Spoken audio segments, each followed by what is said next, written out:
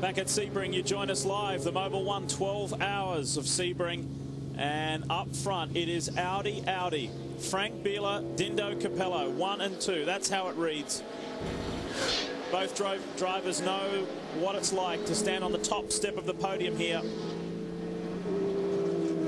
The way that car rides the bumps through that notoriously bumpy corner, Dorsey, is just remarkable. And I think that's been the key to success in many ways of the Audi. We talk about the reliability. If you don't have the car bucking and bronking all over the road throughout a 12-hour event, that really helps that. It clearly is the class of the field when it comes to the chassis department. This is a rough old World War II bomber base airport track, and it's very bumpy. And getting those bumps figured out and keeping that chassis level is so important. And that car, we've watched it all week. This was magic. From P1 to P2, here's Timo Bernard. P2 leading car. 4 times a race winner last year. Of course, including that massive overall win at Mid-Ohio. And he is back with the Penske organization this year in the 7. Will be strong again. Andy Wallace enjoying a strong run. His first time in this Dyson Porsche, and loving it.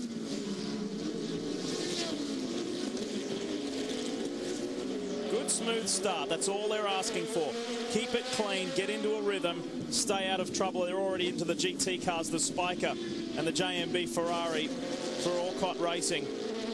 That's the key, Dorsey. That's where these guys have had so much experience and so much success with this length of event. They realize you can't afford to take chances. You get into a rhythm. You recognize the traits of the different drivers, what the different slower GT cars do in front of you, and know where to make the pass. And you can see back there, as I said at the beginning of the track map, that 10 through 14, 10 through 13 corner segment is really, really tight when you're trying to overtake other cars. Well, the Porsche's off to a very solid start, leading the way in P2. There's the gap. It's not that much. Back to the Acuras. And it's David Brabham for Highcroft Racing in the 9, the pole-sitting P2 car.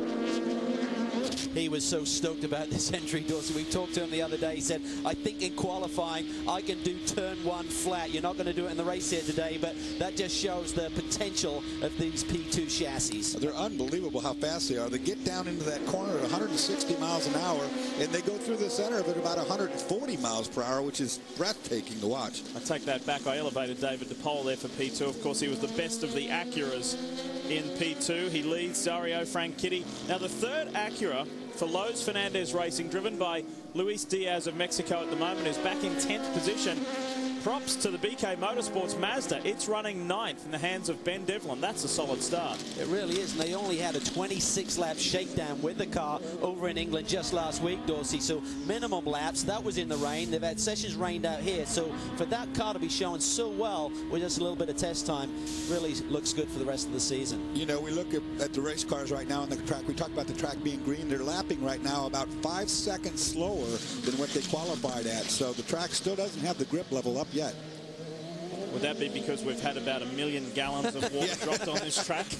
Yeah, well, I'd say that's it, all right. We were talking to Dindo Capello yesterday. Audi intend to stay here over on Monday and do another test here with these race cars in preparation for Le Mans. And he said the track is so much faster, there's so much rubber down, and you start to feel it towards the end of the day here in the nighttime session, but there's a lot of cars out there. But he said come Monday, this racetrack is brilliant. Yeah, that is very true. This racetrack is notorious for losing grip in the middle of a hot afternoon, and the rubber makes all the difference in the world. And last night, as Lee said, we had about 1 million gallons of water dumped right on us. Well, Lee took his shoes off so his feet didn't get wet.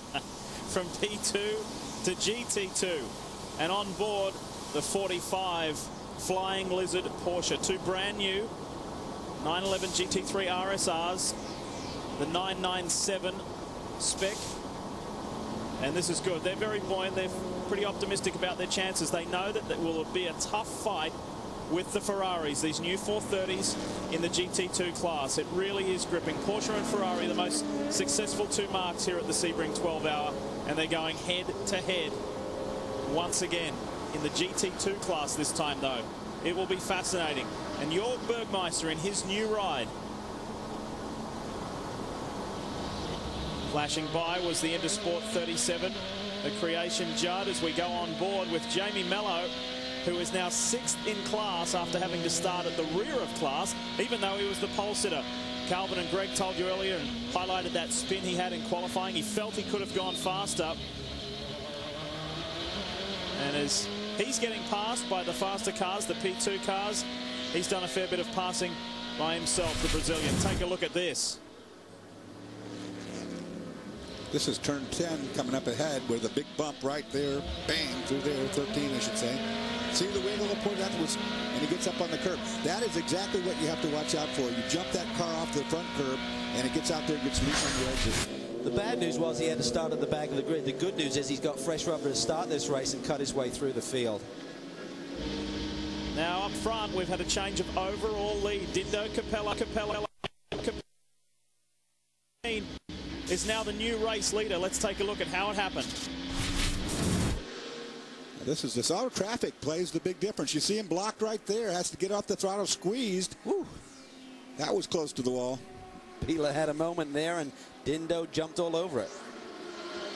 Traffic plays such a huge part around here. It's a big wide racetrack, but it funnels down in certain areas where you have to really watch yourself. And Frank Biela is having a troublesome run finding a clear way through traffic. That has allowed Capello to extend his margin. So smooth sailing. Look at Dindo checking the left mirror, saying, "Where are you, Frank?" But he is well behind Dindo.